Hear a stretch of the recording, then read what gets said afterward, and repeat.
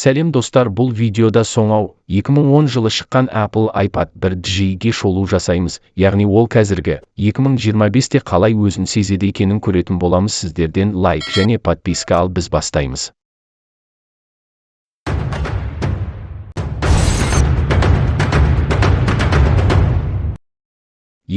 жылғы iPad'тың түрі осындай. Процессоры Apple A4 материалы сұр түсті металл, алюминий, экраны IPS. Мен jailbreak'ті бірнеше рет шертіп орнатқаннан кейін, iPad'қа қосымшаны компьютер арқылы орнатуға болатынын көрдім. Мен бірнеше ойын орнаттым, бірақ бейне үшін жеткілікті. Енді бағдарламалары бар планшеттің өнімділігін қарастырайық. Енді iPad'та VLC арқылы фильмдерді көруге болады. Фильмдерді iTunes арқылы компьютер арқылы лақтыруға болады. iBox арқылы. Енді сіз осы құрылғыда кітаптарды оқи аласыз. Сондай-ақ ВКонтакте бар. Ол осы бейнені жазу кезінде жұмыс істемейді, бірақ оның жұмыс істегенін біліңіз. Әлі де жұмыс істейтін YouTube бар, бірақ өкінішке орай, VPN болмаса, ештеңе айналмайды. Сондай-ақ Apple's YouTube бар. OpenVPN орнатылды, бірақ қандайда бір себептермен iPad'қа қосылмайды.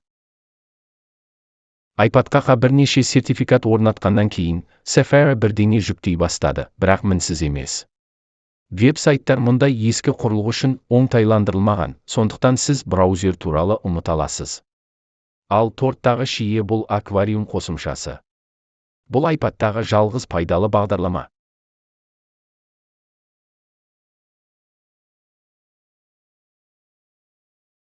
Subway Surf атаңызға айналған ойын, бірақ мұнда бәрі түсінікті, қатып тұр.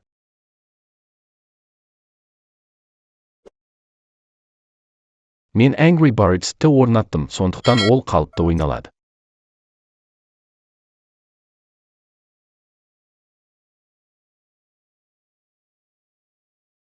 GTA 3 және GTA Vice City қазірдің өзінде әрең жұмыс істейді.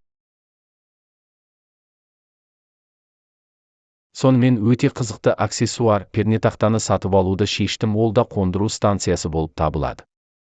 Содан кейін 15 жыл бұрын Apple әлі де қолдануға ыңғайлы және практикалық болатын ерекше құрылғыларды жасауға тырысты. Көрдіңіз бе, бұл шынымен толық пернетақта, және ол жұмыс үстелінде орын алады.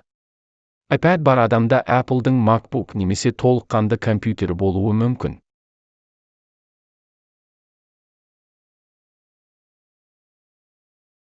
Қорытындылайық, 2025 жылы, 2010 жылғы бірінші iPad сатып алудың мағынасы бар ма? Менің жауабым жоқ.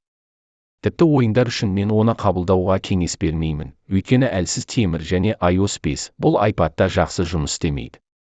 Осымен видео соңына жетті. Видео ұнаса лайк және подписка. Сіздермен бірге болған Қазтехногид арнасы.